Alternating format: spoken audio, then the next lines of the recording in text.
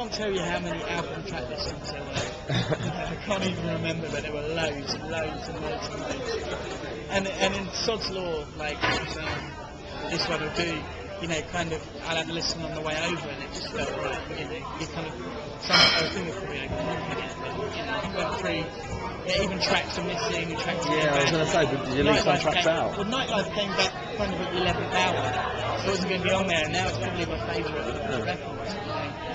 So we went through all these track listings, all these different albums, and you know, listening back to it, it feels like, I guess all that thought and all that process and time kind of stood us a bit. It feels like for me, it feels like a complete listen. It does, yeah, no doubt about it. I mean, it took Environment as a label to work for. You like them? They're brilliant because there's not a lot of direct communication. You know, only when it needs to be there. You know, sometimes you can over-talk and over-plan and overthink, and they're great. It's just like, get on, do your thing, and then when you need us, they're here. You know, and if you need to pick up the arse, they're here. You know, so it's kind of, it's really nice. It's a really fresh and free relationship. Who chooses the singles? It's a combination of both of us. Generally, I really wanted the Uprising to be.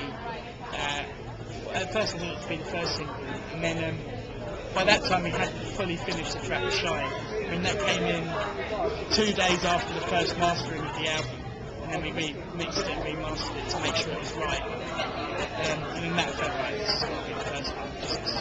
It's a song. Yeah, definitely. And then, so it's kind of nice because the two songs that kind of encompass the themes of the record are there as the first two singles. So good. And just another subject, how's your record label going? It's on a bit of a hiatus just simply because of time. You know, it was kind of like, when I wasn't on the road actively, it was more difficult for me to kind of keep things ticking over. And the people that ran it with me were amazing, and to be honest with you, they kind of ran the show. And it just, you know, some things are just at the right time, and those bands have got on to do great things anyway. So. What other stuff do you listen to at the moment? Listen to the Villagers album loads. It's absolutely brilliant. Sorry. So you're in London, can't you? But you can, yeah, I mean, the Villagers album, we listen to it absolutely loads. You know, it's brilliant songs, brilliant sound. Everything albums, that's really good. And also just a lot of like things that I've never listened to before. You know, spending a lot more time with rock and roll.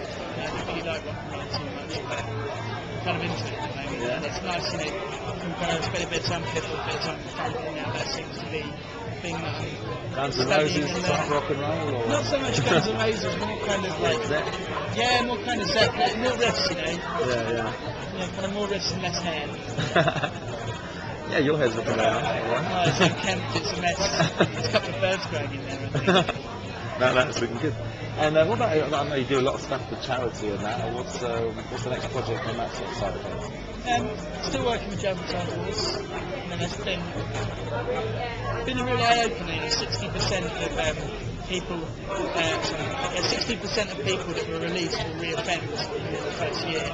You know, so it's trying to find ways to kind of, you know, for music for me, I'm playing guitar, I'm kind of exercising things, you know, putting things in a way that I couldn't necessarily do face to face. Putting guitars back into the prison, you know, put into the prison service. And, you know, these guys are coming out, Johnny and Leo and Duckworth, you know, they're coming in the to the prisons, they'll go in probably more than we do to teach. And, you know, I just think it's, you know, it's something that's really important because, you know, these people that are in our foster care, you know, they're going to be our neighbours, you know, they're going to be in our areas.